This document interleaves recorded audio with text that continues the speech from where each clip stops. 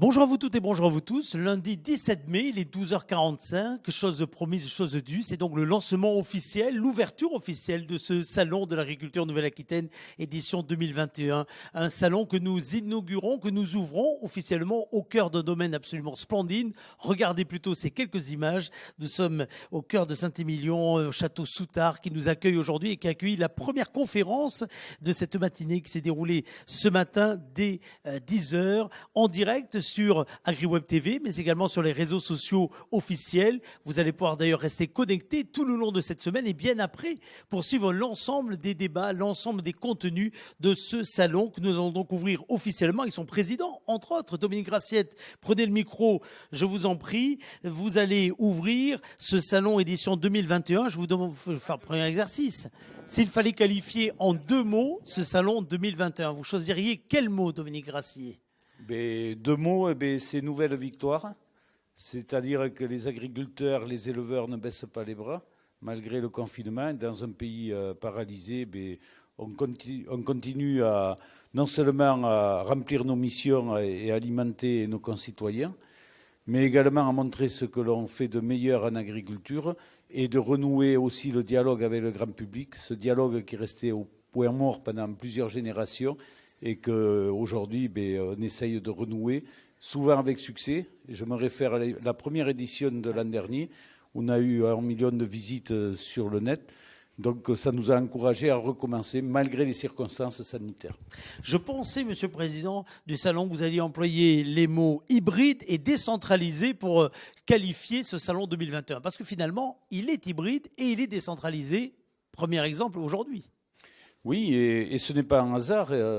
Le salon est décentralisé puisqu'il a été conçu cette année en co-construction avec 850 visiteurs de l'an dernier qui nous ont dit quelles étaient l'attente et quelle était la meilleure manière de faire pour avoir un dialogue constructif, pour choisir les thèmes des débats qu'il y aura. Et voilà, donc il est décentralisé. Aujourd'hui, au Château Soutard, et ce n'est pas un hasard, on est content toujours de venir dans les grands vignobles bordelais et notamment dans Saint-Émilion. Mais le Château Soutard s'apprête à accueillir la première annexe de l'école du cheval dans la vigne. Et la formation, les jeunes, les lycées, Bordeaux Sciences Agro, bref, entre les métiers de l'agriculture et la jeunesse, il y a une complicité qui est vieille de plus de 20 années et un partenariat qui fait du bien au monde de l'élevage et au monde de l'agriculture, d'avoir des jeunes, recruter des jeunes, expliquer aux jeunes. Voilà, c'est tout le sens de ce salon, partager avec le grand public et appeler les jeunes à venir s'engager dans les métiers de l'agriculture, ceux qui le souhaitent au moins. Absolument, et ce qui explique que ce studio délocalisé va circuler et va sillonner la région Nouvelle-Aquitaine. Nous serons à Montmorillon demain, nous serons au cœur donc, du lycée agricole de Montmorillon, nous serons à Périgueux après-demain, nous serons à Brive enfin pour terminer ce qui est une véritable tournée. Et à Tulle. Et à Tulle, absolument. Et on finira bien sûr à Bordeaux, au Chartron, pour un marché producteur de Nouvelle-Aquitaine, un marché des produits Nouvelle-Aquitaine, vendredi et samedi prochain.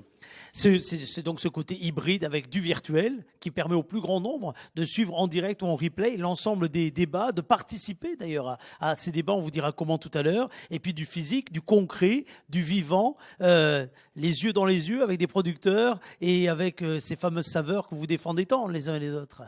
Bien sûr, les saveurs, c'est difficile de les défendre en virtuel. Mais c'est pour ça qu'on vous invite dans des parties physiques. Donc à Tulle, il y aura un concours des produits du Limousin.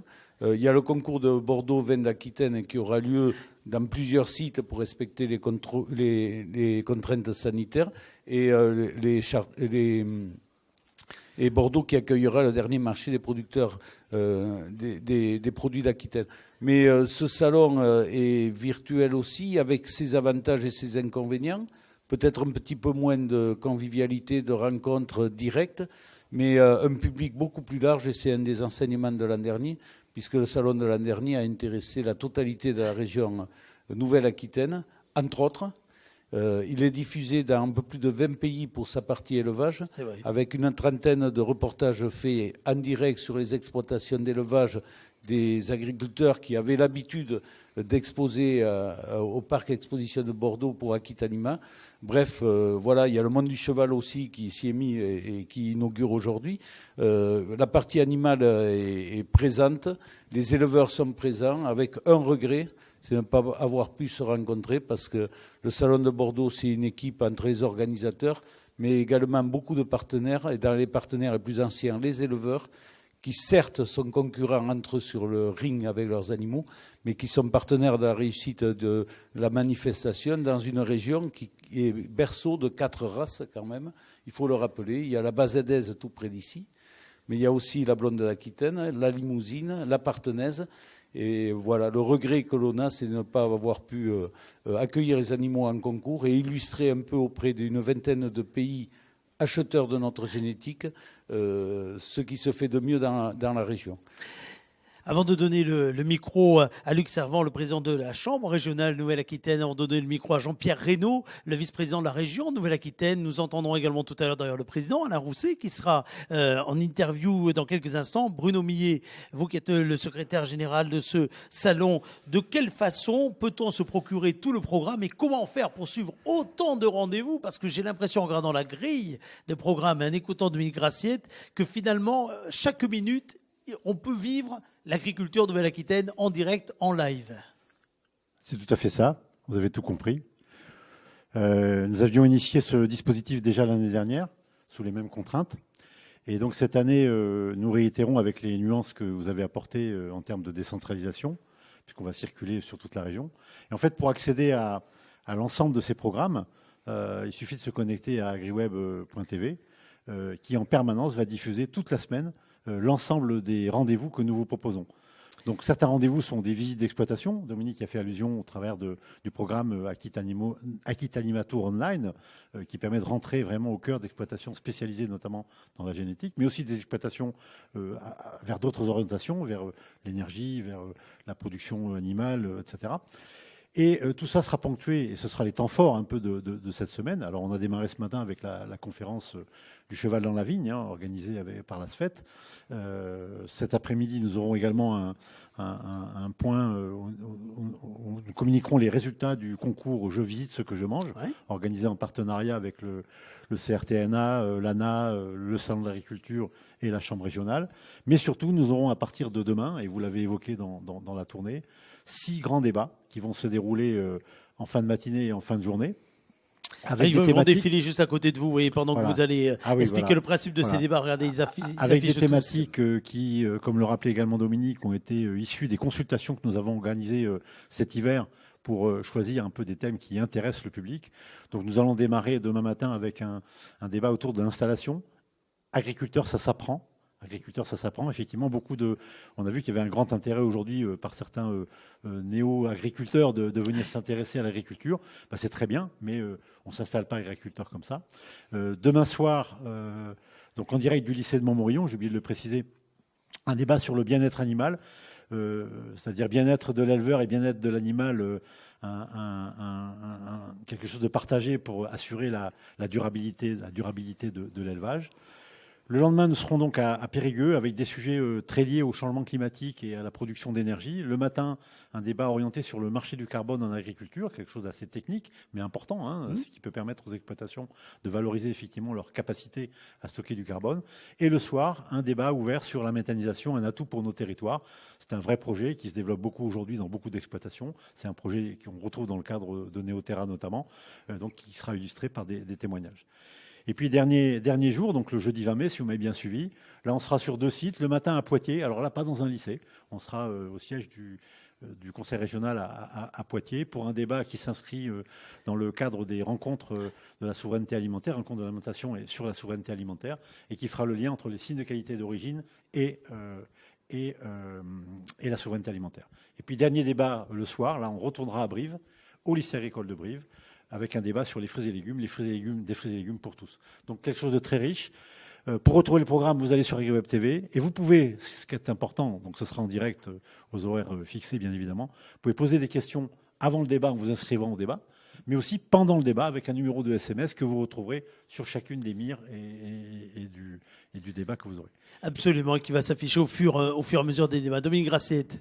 Oui, mais juste avant que vous passiez la parole aux gens qui m'entourent, je voudrais remercier l'ensemble des partenaires du salon qui ont fait avec nous cette transition et se lancer dans l'aventure du salon virtuel et de l'hybridation. C'était pas évident. Ils sont tous restés dans un salon complètement reconfiguré au niveau budget. Et dans les partenaires, bien sûr, remercier le Conseil régional Aquitaine en personne de Jean-Pierre Reynaud, qui a su répondre présent, et la Chambre régionale de l'agriculture en la personne de Luc Servan, son président, qui sont à nos côtés depuis l'an dernier pour tenter et réussir cette aventure. En tout cas, il faut qu'à tout prix, et on partage cette conviction, il faut que l'agriculture et la société vivent en bonne intelligence et se respectent, et respectent chacun les missions. Et l'agriculture a besoin de tous. L'agriculture Nouvelle-Aquitaine, c'est l'affaire de tout le monde. Et j'espère que cette édition du salon le montrera une nouvelle fois. Luc Servan, justement, prenez le micro, je vous en prie. Entre-temps, d'un salon à l'autre, vous avez pris la présidence de la Chambre régionale d'agriculture Nouvelle-Aquitaine. Pourquoi ce temps fort était indispensable à conserver, à maintenir, y compris, voire peut-être encore davantage en ce format ? Alors, je n'ai pas l'historique moi qu'ont mes collègues, hein, effectivement, sur Bordeaux et sur ce salon. Mais pour moi, il n'y avait aucun doute, hein, même en prenant la présidence de la Chambre régionale, qu'il fallait absolument que la Chambre régionale continue de s'impliquer fortement dans cette manifestation, parce que c'est un moment fort pour l'agriculture régionale. C'est un moment très attendu par les agriculteurs pour être mis en avant. Mais on voit bien aussi depuis un an et même déjà auparavant, mais qu'il y a une attente forte à la fois de la société, des citoyens, pour venir découvrir ce qu'est l'agriculture. Alors avant, ça se faisait en physique à Bordeaux. Aujourd'hui, ça se fait de manière virtuelle, mais c'est ouvert largement, justement, c'est beaucoup plus ouvert. Ça permet à beaucoup plus de citoyens, de consommateurs de suivre un peu ce qui se passe, de suivre les enjeux de l'agriculture, de suivre la diversité de l'agriculture de la région. Et donc pour moi, je suis très heureux justement que ce salon se tienne encore sous une forme différente, ça a été dit, mais qui ouvre aujourd'hui aussi d'autres perspectives, d'autres horizons, mais en tout cas qui est ce temps fort pour l'agriculture de la région. Luc Servan, vous avez l'impression que l'agriculture qui intéresse, on le voit, et peut-être encore davantage, hein, ces temps-ci, elle est tout de même méconnue, encore trop méconnue par les habitants de la région, et au-delà d'ailleurs. Alors on le voit, hein, c'est ce qui ressort très souvent quand on questionne, quand on fait des enquêtes, des sondages, que les agriculteurs sont connus, ce qu'ils font, mais le mode de production, la diversité qu'il y a dans les exploitations agricoles, c'est encore fortement méconnu par les citoyens. Et donc, il faut qu'on ait ces temps d'échange, qu'on instaure ces temps d'échange. Justement, aujourd'hui, avec le numérique, on peut présenter beaucoup de vidéos. Ça ne remplace pas le lien direct, mais on voit bien que les consommateurs sont très friands d'aller voir finalement les producteurs et que depuis un an, avec l'ensemble des opérations qu'on a menées, à la fois d'ouverture des fermes, de mise en ligne, on va dire, des fermes qui transforment, qui vendent en direct, des opérations de marché fermier, de marché de producteurs, des boutiques, enfin des drives, beaucoup aujourd'hui de techniques possibles pour faire ce lien entre les producteurs et les consommateurs. Et le salon est encore une étape supplémentaire, on va dire, justement pour pouvoir présenter comment est-ce qu'on produit, parce qu'il y a beaucoup de questions là-dessus, sur les modes de production. Qu'est-ce qu'on fait dans les fermes, sur la diversité des produits alimentaires, sur la qualité des produits, c'est une préoccupation forte. Et aujourd'hui, sur les nouveaux débouchés auxquels l'agriculture est confrontée, mais auxquels elle peut répondre, sur les nouveaux enjeux et défis, sur la question du climat, de la biodiversité, de l'énergie, et donc tous ces thèmes sont abordés parce que l'agriculture a vraiment un rôle à jouer sur tous ces enjeux. L'agriculture a un rôle à jouer dans l'avenir de la région Nouvelle-Aquitaine. Jean-Pierre Reynaud, prenez le micro, on va entendre dans quelques instants Alain Rousset, mais cette agriculture, on le voit bien, c'est un moteur aujourd'hui économique, environnemental, culturel pour la région Nouvelle-Aquitaine. Et demain ? Oui, bonjour. Donc effectivement, l'agriculture, c'est un secteur économique essentiel pour la région. Donc c'est le premier secteur économique, que ce soit en termes de chiffre d'affaires, mais également sur le plan social, environnemental également. Donc et là, il y a des évolutions qui ont amené les modes de production à évoluer donc, ces dernières années. Donc, et l'engagement qui a été pris avec l'ensemble des organisations professionnelles dans le cadre de la feuille de route Néoterra, donc de faire évoluer ces productions. Donc, c'est quelque chose d'essentiel. Donc, il est très important pour nous, Région Nouvelle-Aquitaine, Agence de l'alimentation Nouvelle-Aquitaine, de s'impliquer effectivement dans le cadre de cette semaine de l'agriculture de Nouvelle-Aquitaine.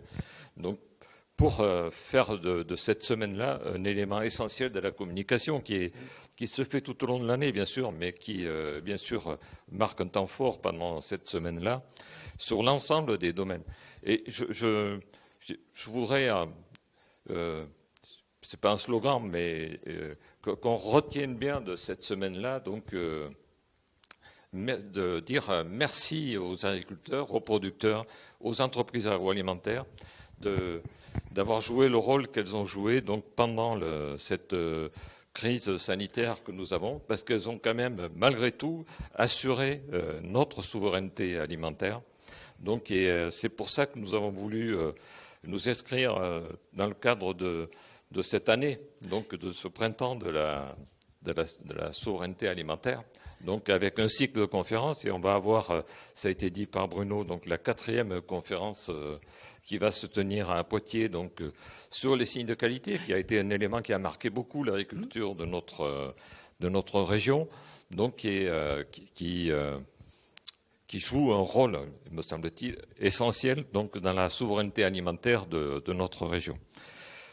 Nous aurons également, et ça a été dit, une manifestation qui va se tenir à Tulle, donc avec le concours des saveurs, qui est quelque chose qu'on a remis en place sur l'ensemble de la région, donc qui s'était développé sur Poitou-Charentes, mais qui aujourd'hui est avec la mise en place, la mise en valeur, je dirais, de produits essentiels, qui se tiendra à Tulle en partenariat avec le conseil départemental de la Corrèze.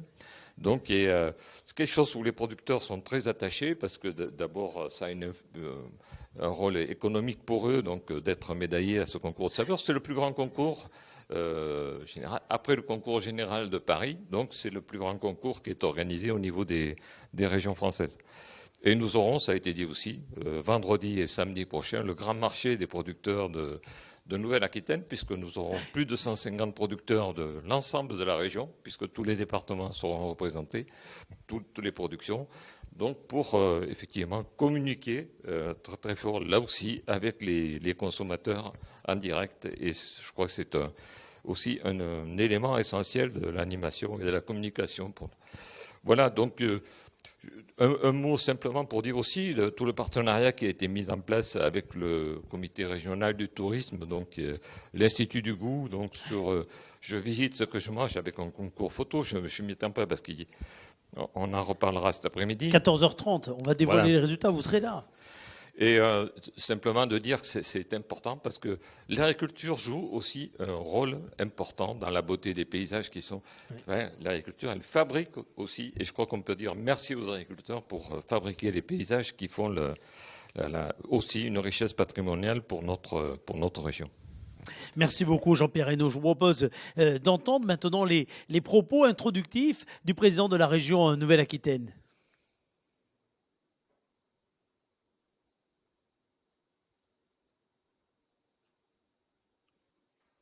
Le salon de l'agriculture Nouvelle-Aquitaine se tient, ce qui est important parce que c'est un moment de rencontre, c'est un moment d'échange, c'est aussi beaucoup un moment d'amitié, de convivialité. Le monde de l'agriculture porte aussi ces relations humaines auxquelles je suis, venant un peu de ce monde-là, particulièrement attaché. Cela permet de contacter beaucoup plus de monde, pas simplement le visiteur du salon traditionnel qui vient voir les bêtes, mais aussi ceux qui s'intéressent aux problématiques de l'agriculture aujourd'hui, les problématiques d'installation, les problématiques de transition, les problématiques d'accompagnement à cette transition, bref, une transition de confiance. Une transition agroécologique, et nous avons d'ailleurs signé avec la Chambre régionale d'agriculture la convention dite Néoterra, qui est ce basculement de toutes nos politiques par rapport au réchauffement climatique, à l'enjeu environnemental, à l'enjeu écologique aussi. Et les lycées agricoles sont en pointe dans leurs exploitations pour être des pilotes, des expérimentations de l'agriculture de demain. en pointe aussi par rapport à la formation des jeunes. D'ailleurs, nous avons créé un dispositif qui s'appelle AgroSmart Campus. Lycée agricole, les jeunes, leurs enseignants, Bordeaux Sciences Agro, l'INRAE, et cela est une espèce de marmite bouillonnante de l'agriculture de demain. Il faut aussi qu'on pense que la biodiversité du sol, des plantes, des haies, des insectes, des pollinisateurs, est aussi une chance pour la productivité agricole et pas un adversaire. Et donc, on voit bien que derrière ce modèle que nous demandent la société et les consommateurs, il y a la nature, le revenu des agriculteurs, leur vie. Il faut sûrement qu'on marie un peu plus le monde agricole, le monde agroalimentaire et le consommateur. Une interview parmi tant d'autres d'ailleurs à retrouver sur le site agriweb.tv. N'hésitez pas à le consulter, vous allez voir de très beaux portraits, vous allez plonger au cœur même de la région Nouvelle-Aquitaine, au cœur même des exploitations et de très nombreux reportages, de très nombreux sujets. Et puis donc la diffusion en direct des différents rendez-vous dont nous vous avons parlé. Le premier d'entre eux, 14h30 tout à l'heure, nous serons dans cette même salle, dans ce même lieu, au cœur de ce château Soutard pour découvrir ensemble le palmarès du concours photo Je visite ce que je mange. Un concours lancé en février 2021 à l'initiative de l'Agence de l'alimentation Nouvelle-Aquitaine, de l'Institut du goût Nouvelle-Aquitaine, du Comité régional du tourisme évidemment et de la Chambre d'agriculture Nouvelle-Aquitaine. Soyez donc présents tout à l'heure à 14h30 au rendez-vous. Et puis, si vous suivez l'ensemble de ces rendez-vous en replay, eh bien n'hésitez pas à utiliser tous les réseaux sociaux. Vous vous connectez, vous vous abonnez à ces différentes chaînes sur les différents réseaux sociaux et vous utilisez surtout un hashtag qui apparaît très souvent un peu partout. Parlons agriculture NA. Parlons agriculture NA, parce que vous l'avez bien compris, tout le long de ces journées et d'une façon générale tout le long de l'année, vous l'avez entendu au travers des propos du président de la Chambre d'agriculture, au travers des propos de la région Nouvelle-Aquitaine, le dialogue est permanent, le dialogue est ouvert et l'objet de tout cela, c'est de permettre une agréable rencontre, une formidable rencontre qui fera les uns les autres que nous nous connaîtrons mieux et que nous apprécierons encore davantage. Soyez donc au rendez-vous tout à l'heure à 14h30 et merci à toutes celles et à tous ceux qui ont monté ce salon de l'agriculture, encore une fois tout à fait inédit.